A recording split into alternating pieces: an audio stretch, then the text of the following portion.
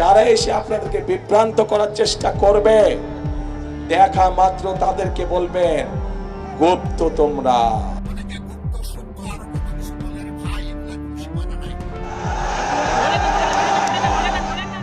এক সময়ের মিত্র বিএনপি জামায়াত, সময়ের ব্যবধানে রাজনীতির ময়দানে এখন প্রতিপক্ষ।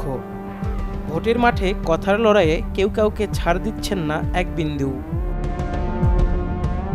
প্রচারের শুরু থেকেই দুই দলের প্রধান একে অপরকে ঘায়েল করতে দিয়ে যাচ্ছেন পরস্পর বিরোধী বক্তব্য, যাতে দিনকে দিন উত্তপ্ত হয়ে উঠছে রাজনীতির ময়দান। তাদেরকে গত 16 বছর আমরা দেখি নাই। তারা এদের সাথে মিশেছিল, যারা 5 তারিখে পালিয়ে গেছে তাদের সাথে দলে দলে মিশেছিল।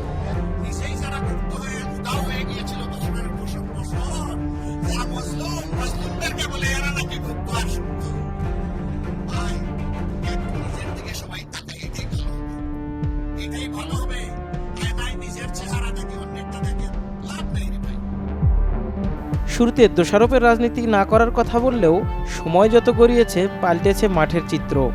দল কিংবা ব্যক্তির নাম স্পষ্ট না করলেও ইঙ্গিতপূর্ণ কথাবার্তায় পিছিয়ে নেই কেউ।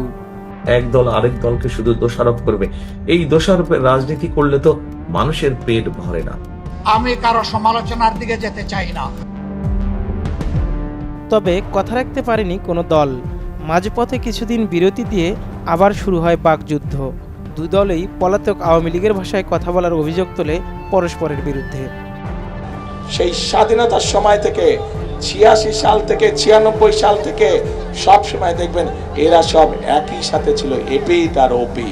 আপনার আদর্শ নিয়ে আপনি মাথা ঠান্ডা রেখে যান জনগণের কাছে, সুন্দর করে বুঝে কথা বলেন, আপনাকে আমরা ওয়েলকাম করব।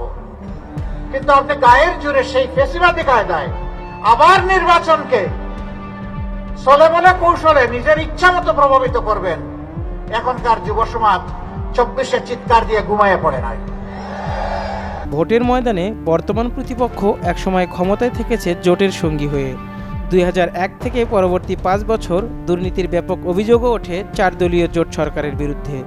একে অপরকে ঘায়েল করতে 2 দশক পর যা টেনে আনছেন বিএনপি ও জামায়াতের দলপতি।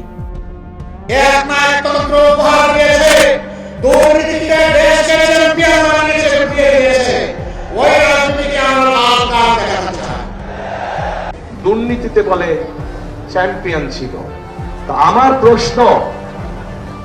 প্রশ্ন 2001 থেকে 2006 সাল পর্যন্ত তাদেরও তো 2 জন সদস্য বিএনপির সরকারে ছিল না?